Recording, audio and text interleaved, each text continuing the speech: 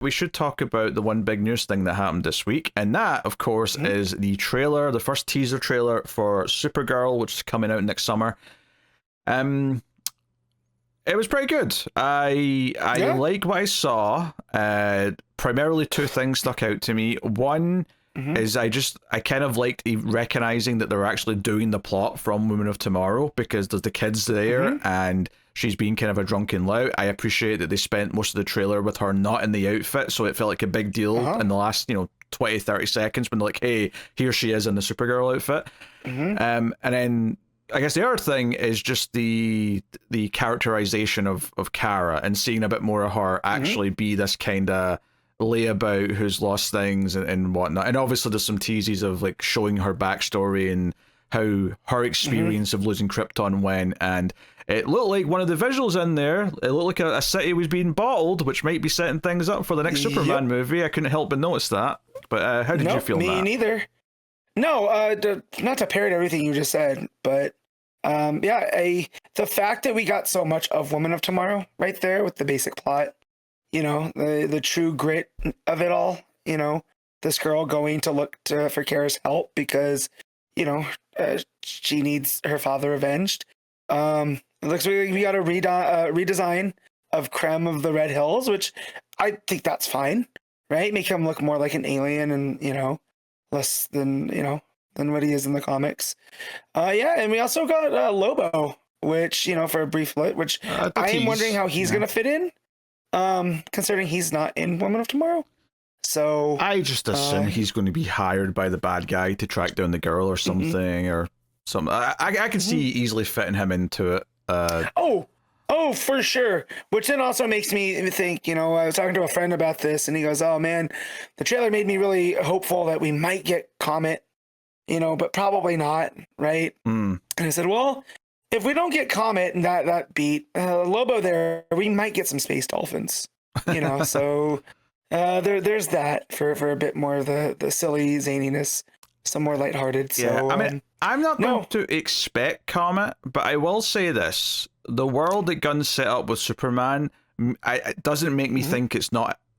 Like, I don't think it's out of the possibility. And the fact that I even think that, it says something about the world that's already been set up. Because I think in almost any other version of Superman or DC that we've ever had, I would have said no chance. Not a million years will you see Comet. Yeah. I still don't think we're going to, but I don't think it's a 0% chance. I think there's actually, it's not impossible. So yeah. No, it's definitely there. If Comet shows up, I'll be very, very happy. Right, but it was just that thing where, the trailer makes you feel like, well, why not? Why can't we have the super horse? It looks like they're doing things. Yeah, and I think I like that it's, obviously we know that's from the book, but it's like even the trailer's selling what the arc of the movie is going to be. It's going to be Kara does not care about anything. She's lost. She's not giving a shit. And by the end of the story, she's going to care about saving this girl, and she's going to care about doing the right thing, and that's going to be a huge change for her. Yeah. That seems to be there up front. So yeah, I don't really have much. I like that the poster they put out this week as well, it says truth, justice, whatever. I thought that's a funny little spin on the old catch line. So and she's wearing that big like kind of trench coat on the cover, giving her that kind of devil may care vibe more. Well, that was just the same as the her appearance before from Superman. So it makes sense. So no, good. It definitely is, as someone that struggles not to watch Superman every day, because I really want to. This didn't ease that at all. Like I want to hop back into that world. So it feels nice to be excited for a DC movie again. Because it was bleak for a minute. So now we're back here, and I can eagerly anticipate things. I think you can give yourself one more viewing for Christmas, Matt. I think that's okay. Well, it's definitely happening. I'm off for a good chunk of those 2 weeks, so I will definitely be watching it. In fact, it may be the Christmas Day movie. Who knows? Oh. But we also, there was a little like a tease of a tease for Lanterns, which I'm ready for that as well. That came out, I think, Thursday or Friday. Can't remember which of the days. I don't think I saw that. It was like a poster or like a little... yeah. No, there was like a little a 4 or 5 minute clip that was setting up. It was the guy that's No, I'm sorry. 4 or 5 seconds. I was gonna say that's more than a little I'm sorry. tease. Yes. I would say seconds. Maybe 15 at the most, 15 seconds at the most. But it's set up by the guy that's playing John. He's like, "Are you guys ready for your teaser?"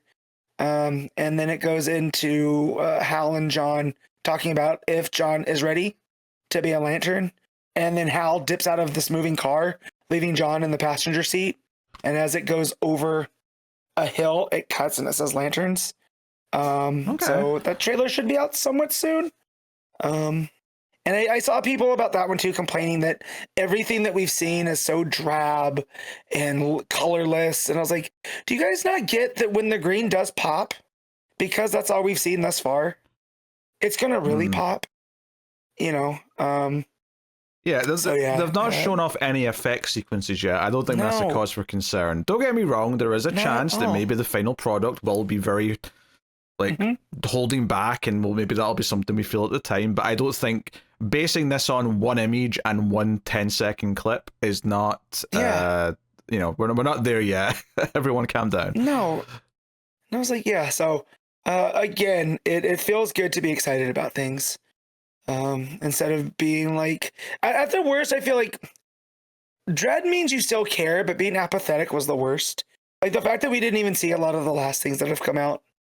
That's true. Yeah, we just stopped caring. Yeah, that was how I felt. You know, that's way worse than dreading things. So here, just the eager anticipation, and again, getting Woman of Tomorrow, which is one of the.